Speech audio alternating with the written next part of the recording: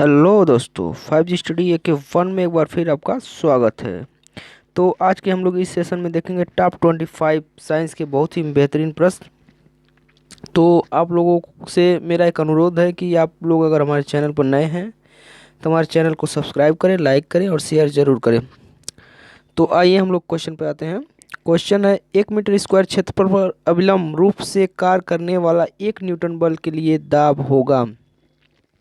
1 metre square क्षेत्रफल पर अभिलंब रूप से कार्य करने वाला 1 न्यूटन बल के लिए दाब होगा। कितना होगा? 1 जूल होगा कि 1 पास्कल होगा कि 1 वाट होगा कि 1 फैराडे होगा? तो कितना होगा? तो 1 मीटर क्षेत्रफल पर अभिलंब रूप से कार्य करने वाला 1 न्यूटन बल के लिए जो है दाब जो है 1 पास्कल होगा।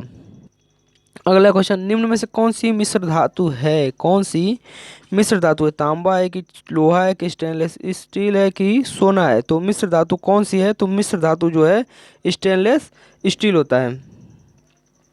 ऑक्टेन संख्या निम्नलिखित में से किसकी गुणवत्ता की माप है? ऑक्टेन संख्या निम्नलिखित में से किसकी गुणवत्ता की माप है? पेट्रोल की, डीजल की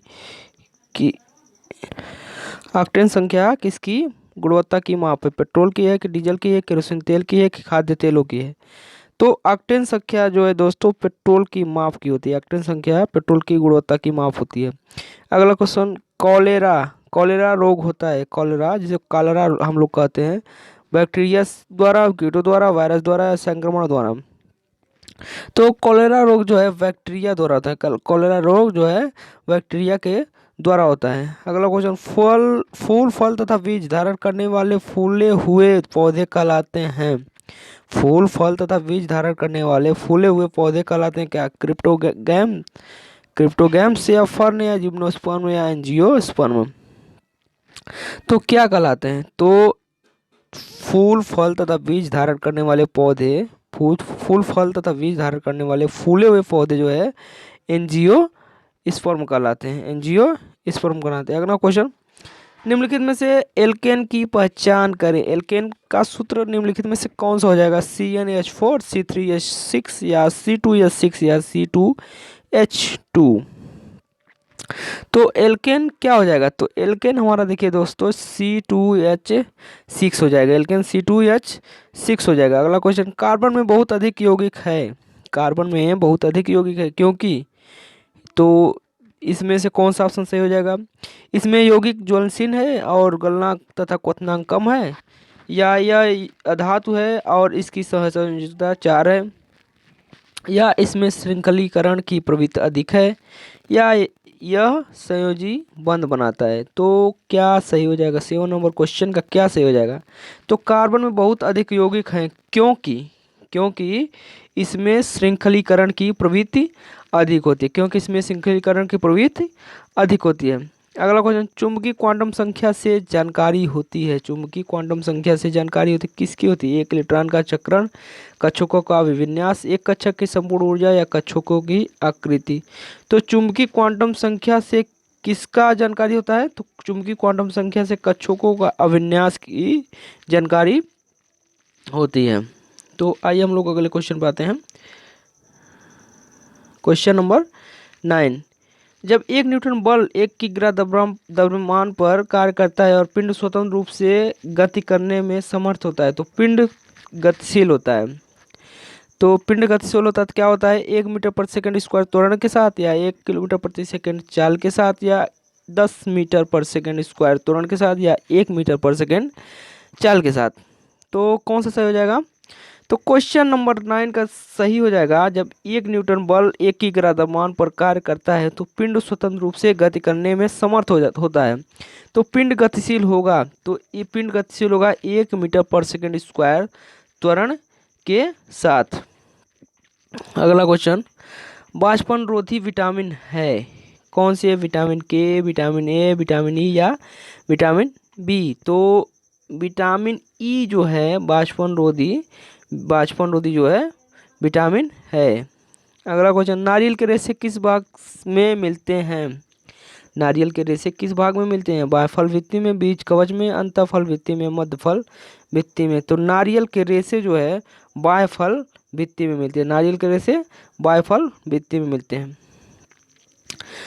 एक जूल में कितने अर्घ होते हैं? एक जूल में कितने अर्घ होते हैं? 10 पे 7 अर्घ, 10 पे 6 अर्घ, 10 पे पावर 4 अर्घ या 10 पे पावर 2 अर्घ। तो एक जूल में कितने अर्घ होते हैं? एक जूल में जो है 10 पे पावर 7 अर्घ होता है।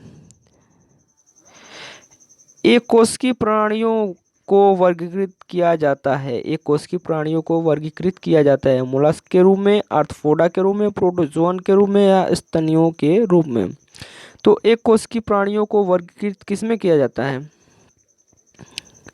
एक कोश की प्राणियों को किसमें वर्गीकृत किया जाता है? तो एक कोश की प्राणियों को प्रोटोजोअन के रूप में वर्गीकृत किया जाता है। निम्नलिखित में से कौन सा एक प्रबल अम्ल है? एक प्रबल अम्ल कौन सा है? CH3COOH या H2CO3 या HNO3 या HCN?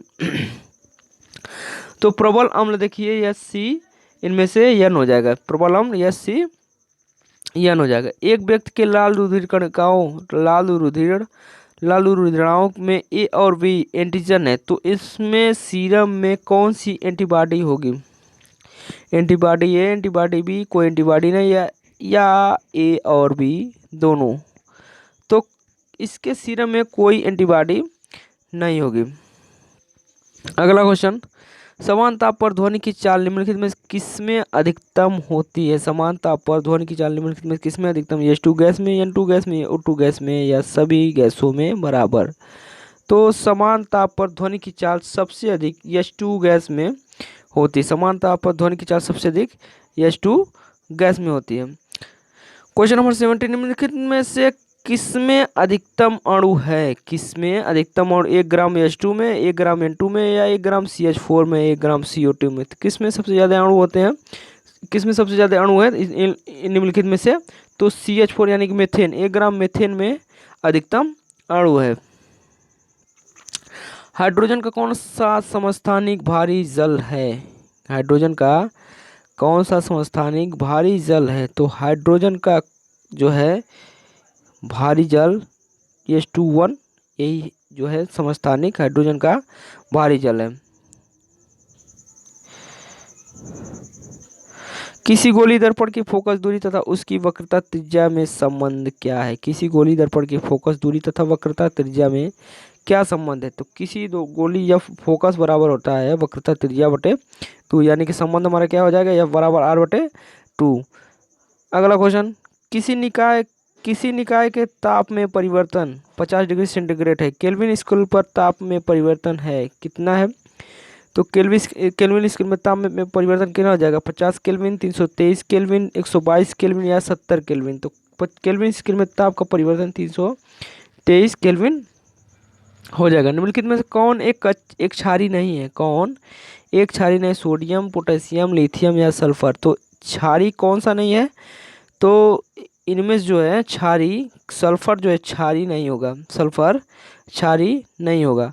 अवरक्त किरणें क्या हैं? अनुदैर्ध्य किरणें, अनुदैर्ध्य तरंग, अनुप्रस्थ तरंग या यांत्रिक तरंग या विद्युत चुम्बकीय तरंग? तो अवरक्त किरणें जो है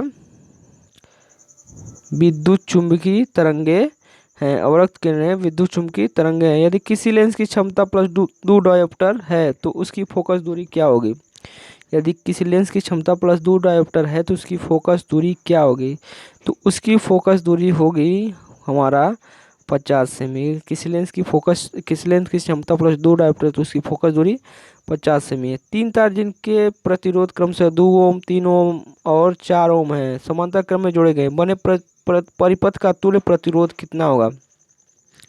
तो समांतर क्रम में, तो समांतर क्रम में प्रतिरोध आप लोग जानते हैं कि 1/r बराबर 1/r1 plus 1/r2 plus 1/r3 होता है।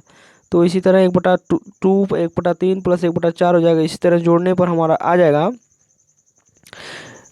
जो है 12/13 ओम, 12/13 ओम। जल के स्थायी कठोरता के लिए कौन सा यौगिक उत्तरदायी है? जल के स्थायी कठोरता के लिए कौन सा यौगिक उत्तरदायी है? तो जल के अस्थायी कठोरता के लिए MgHCO3 का होल ट्वाइस यही उत्तरदायी है। जल के अस्थायी कठोरता के लिए MgHCO3 का होल ट्वाइस यही कठोरता है। तो ये थे टॉप 25 साइंस के बहुत ही बेहतरीन प्रश्न जो कि आप लोग बहुत ही सुपरफास्ट तरीके से देखें। तो हम हम यही हमारी यही कोशिश रहती है कि आप लोगों को ज़्यादा समय ना लेते हुए कम से कम समय में अच्छी से अच्छी जो है मटेरियल दिया जाए। तो मिलते हैं तब तक अगले वीडियो में, तब तक के लिए